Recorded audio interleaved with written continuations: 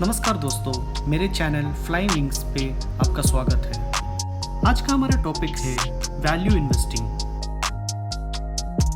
जिसमें हम कवर करेंगे कुछ और भी topics like intrinsic value, over valued stock and under valued stock.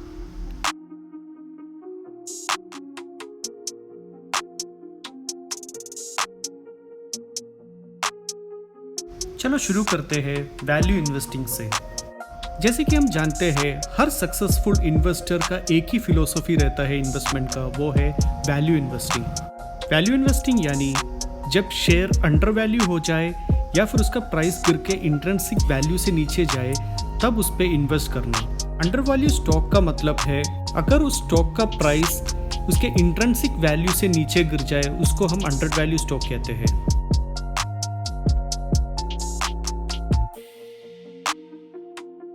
चलो अब समझते हैं इंट्रिंसिक वैल्यू क्या होता है एक स्टॉक का। देखिए, जैसे कि हम सब जानते हैं कि एक्सटर्नल फैक्टर के वजह से स्टॉक की वैल्यू बढ़ता रहता है और घटता रहता है, परंतु जो इंट्रिंसिक वैल्यू है वो बेसिकली जो इंटरनल फैक्टर है कंपनी का और उसके प्रोडक्ट का, इंटरनल फैक्टर से कैलकुलेट और डिसाइड होता है इंट्रिंसिक वैल्यू। चलो समझते हैं उसको एक एग्जांपल से। एक एप्पल है, उसके इंटरनल क्वालिटी के वजह से उसका इंट्रिंसिक वैल्यू यानी जो रियल वैल्यू है वो रखते हैं 100 रुपीज़ पर केजी। अब ऐसा सिचुएशन आता है कि इसी सेब का हाई डिमांड और लो सप्लाई के वजह से इसका मार्केट प्राइस बढ़कर 180 रुपीज़ पर केजी हो जाता है। इसमें एप्पल की क्वालिटी वही है, लेकिन जो एक्सटर्नल फैक्टर के वजह से प्राइस बढ़ जाता है। अब जो तीसरा सिनेरियो है, इसमें एक्सटर्नल फैक्टर के वजह से ही इसका सप्लाई बढ़ जाता है और जो सेलर है उनको वही एप्पल 80 रुपीज़ पर केजी में देना पड़ रहा है।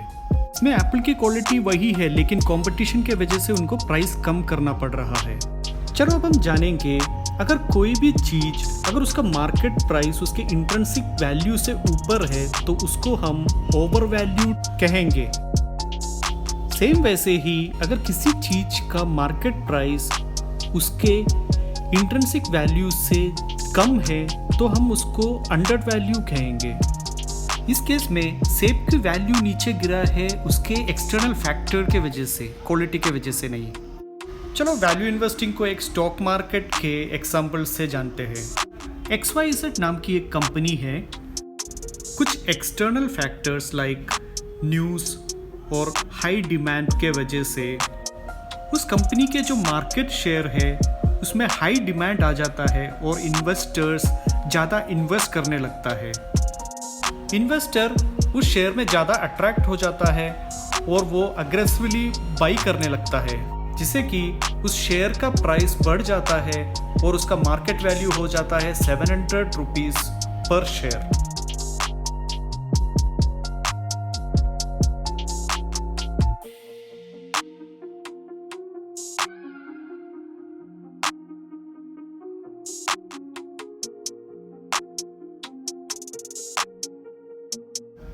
चलो अब देखते हैं कंपनी की इंट्रिंसिक वैल्यू कैसे डिसाइड हुआ है।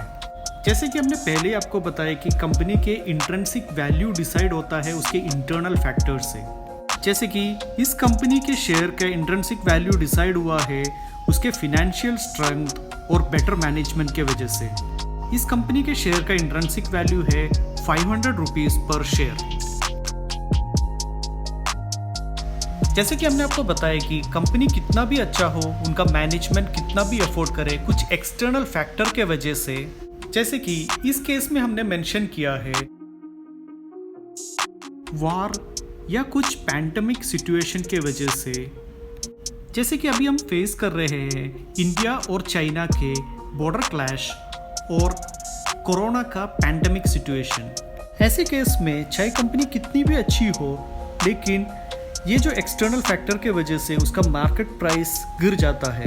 चलो हम मान लेते हैं XYZ कंपनी के मार्केट शेयर गिरकर हो जाता है 300 रुपीज़ पर शेयर। अब जैसे कि हम जानते हैं कि ये कंपनी अच्छा परफॉर्म करते हैं, लेकिन इस एक्सटर्नल फैक्टर के वजह से इसका प्राइस गिरा है।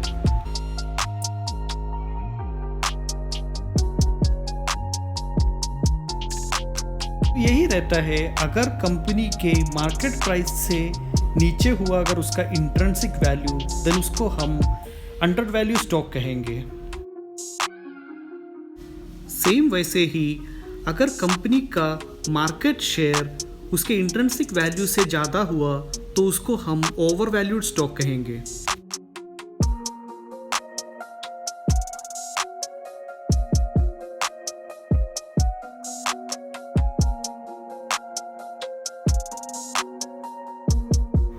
कंपनी कितना भी अच्छा परफॉर्म करे, कुछ एक्सटर्नल फैक्टर के वजह से कंपनी के डेली एक्टिविटी पे उसका असर पड़ता है।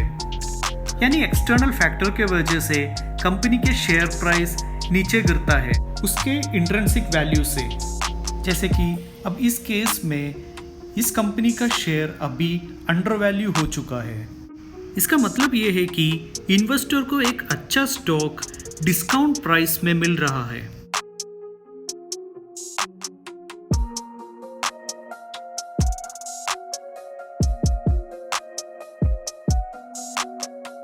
अब इस केस में एक इन्वेस्टर है मिस्टर राजू। उन्होंने देखा कि ये शेयर अभी बहुत अंडर वैल्यू हो चुका है, तो वो उस कंपनी के बहुत से शेयर खरीद लेते हैं। इस तरह के इन्वेस्टमेंट स्ट्रैटेजी को हम वैल्यू इन्वेस्टिंग कहेंगे। यानी कोई भी कंपनी का शेयर जो अच्छा परफॉर्म करता हो लेकिन कुछ एक्सटर्नल फैक्टर के वजह से उसका शेयर प्राइस उसके इंट्रिंसिक वैल्यू से नीचे चला जाए, तब उसको बाई करना। ऐसे स्ट्रैटेजी को हम वैल्यू इन्वेस्टिंग कहते हैं। The father of value investing जिन्हें कहते हैं मिस्टर वॉरेन बुफेट, उनका एक कोट है, you should be fearful when all are greedy and you should be greedy when all are fearful. इस कोट में बहुत कुछ है वैल्यू इन्वेस्टिंग के बारे में, क्योंकि जो नॉर्मल इन्वेस्टर है हमारे जैसे, वो तभी बाई करते हैं जब शेयर का प्राइस ऊपर जाता है। क्योंकि इस केस में इन्वेस्टर ग्रीडी हो जाता है और वो सोचने लगता है कि ये शेयर का प्राइस और भी ऊपर जाएगा और उनको प्रॉफिट मिलेगा। परंतु हकीकत में नॉर्मल इन्वेस्टर जब बाई करते हैं तो वो स्टॉक का प्राइस ऑलरेडी ओवर वैल्यू हो जाता है। वो कुछ एक्सटर्नल फैक्टर के वजह से उसका प्राइस बड़ा होगा। बाद में उस कंडीशन से जब रिकवर करने लगेंगे तो स्टॉक प्राइस फिर नीचे गिरने लगेगा, जिससे कि जो नॉर्मल इन्वेस्टर है उनको लॉस होना शुरू हो जाएगा। परंतु जो वैल्यू इन्वेस्टिंग स्ट्रेटेजी फॉलो करते हैं वो हमेशा 2 पॉइंट्स माइंड में रखते ही इन्वेस्ट करेंगे। पहला कि वो अच्छा स्टॉक सेलेक्ट करेंगे, देन वेट करेंगे वो स्टॉक को अंडर वैल्यू होने तक, यानी उस स्टॉक का मार्केट प्राइस उसके इंट्रिंसिक वैल्यू से नीचे जाना, और जब किसी एक्सटर्नल फैक्टर के वजह से वो शेयर का प्राइस नीचे गिर के अंडर वैल्यू हो जाता है, तब बाई करना। चलो अब देखते हैं कुछ बेसिक प्रिंसिपल्स जो इन्वेस्टर को फॉलो करने हैं वैल्यू इन्वेस्टिंग में। तो पहला है फंडामेंटल स्टडी और दूसरा है करेज, और तीसरा पॉइंट है डिसिप्लिन, और जो सबसे मेन है इन्वेस्टर के लिए वो है पेशेंस। अब हम देखेंगे इसको डिटेल्स में। पहला है फंडामेंटल स्टडीज। कोई भी वैल्यू इन्वेस्टर इन्वेस्ट करने से पहले कंपनी का पूरा डिटेल जान लेता है, यानी कंपनी के पूरे फंडामेंटल स्टडी करता है वो इन्वेस्ट करने से पहले।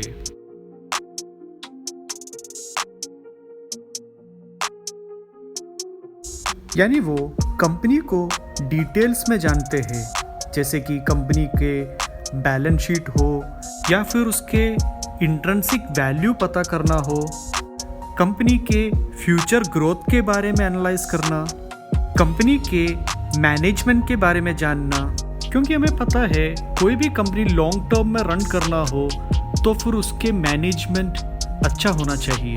और सबसे लास्ट है कंपनी का प्रोडक्ट और उसका डिमांड मार्केट में। चलो अब देखते हो दूसरा क्वालिटी जो एक वैल्यू इन्वेस्टर को होना चाहिए, वो है करेज। जैसे कि हमें पता है कि स्टॉक मार्केट बहुत वॉलेटाइल होता है।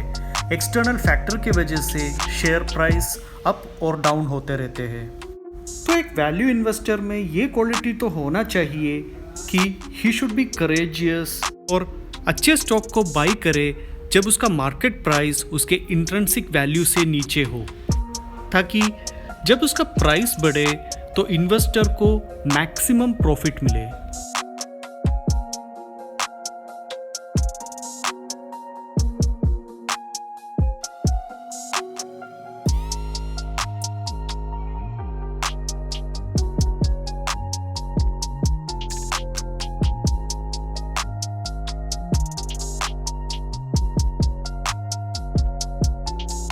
नेक्स्ट जो क्वालिटी जो वैल्यू इन्वेस्टर को होना चाहिए वो है डिसिप्लिन।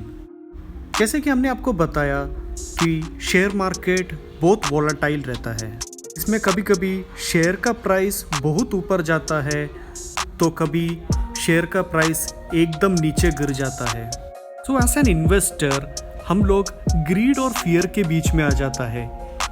इन्वेस्टर को हर जगह से सेल और बाई का एडवाइसेस मिलते हैं लोगों से और सोशल मीडिया और न्यूज़ चैनल से। तो एक वैल्यू इन्वेस्टर को हमेशा डिसिप्लिन मेंटेन रखना पड़ेगा कि उसको उसके रिसर्च और उसके डिसीजन में बिलीव करना पड़ेगा।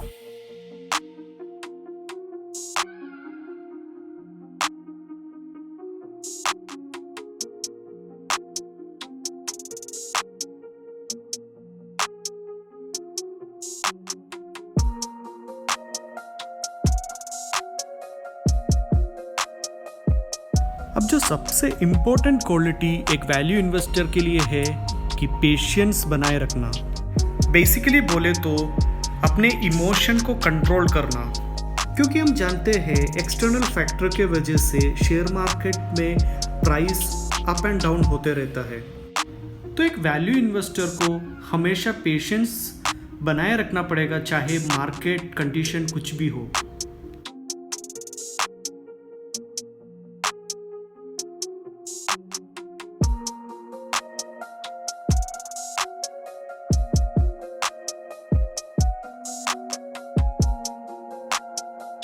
बस इतना ही दोस्तों आज के इस वीडियो में।